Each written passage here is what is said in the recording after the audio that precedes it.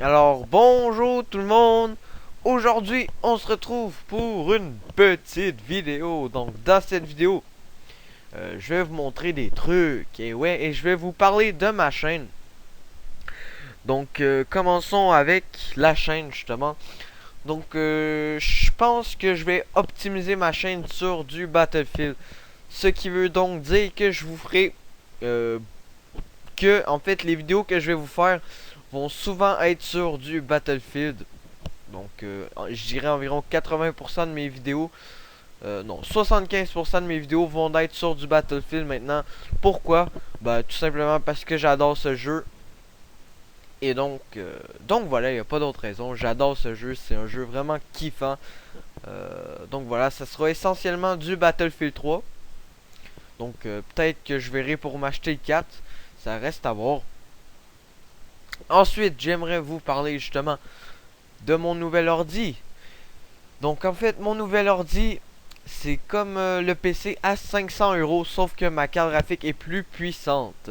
Donc oui, ma carte graphique, au lieu de coûter 100 €, elle en coûte 180. Donc c'est sûr que mon PC il est un peu plus puissant que lui à 500 €, mais ça reste quand même assez rapproché. Voilà. Donc tous ceux qui disaient, t'es sûr que c'est compatible et tout, et oui, vous voyez en ce moment même mon écran. Donc ça marche. Et c'est pas en changeant juste une carte graphique que ça ne va pas fonctionner. Surtout que l'autre carte graphique c'est la même, pas mal la même sorte. Hein. C'est une R7 260X et moi j'ai une R9 270X. Donc si ça marche pas, c'est qu'il y a vraiment un problème. Et ce problème, ben c'est probablement vous qui avez mal plugué les fils ou je sais pas trop quoi. Donc voilà, ça est dit. Ensuite, j'aimerais vous montrer euh, un petit truc.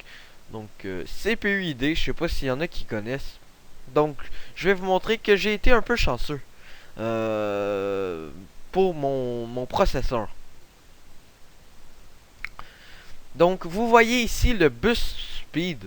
Donc, qui est la vitesse des multiplieurs que vous voyez ici. Donc, les multiplieurs, ils vont de 7 jusqu'à 20.5. Donc en fait, vous faites ce chiffre multiplié par le chiffre et ça va vous donner le core speed, donc la vitesse du cœur. Donc j'ai été un peu chanceux parce que normalement, celui-ci est à 200 MHz. Le mien est à 200.7. Donc mon processeur est déjà, comment dire, un peu overclocké. Donc on peut dire que c'est un peu de la chance, même si bon, j'aurais très bien pu l'overclocker, mais ça fait toujours plaisir d'avoir 0.7 MHz d'overclocker sans même rien faire. Donc la preuve, ici au lieu d'avoir 3800, il est à 3812. Et là le multiplier il est à x19, non à x 20.5. Donc ne vous en faites pas, d'un fois il va monter jusqu'à x 20.5, c'est juste que là il n'y en a pas de besoin, donc ça ne sert à rien. Donc ça nous fait économiser du voltage. Donc voilà.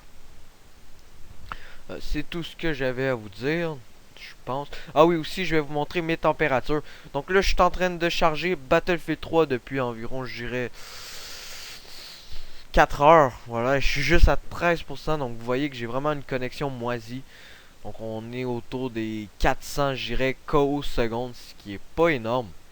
Donc il y a des gens qui vont à 3 mots par seconde. 3 mots, c'est 3000 KO secondes, donc c'est vraiment pas mal. Donc voilà que les températures, vous allez voir qu'elles sont vraiment pas mal. Bon là c'est un peu plus élevé vu que ça fait quand même 3 heures que mon ordi roule.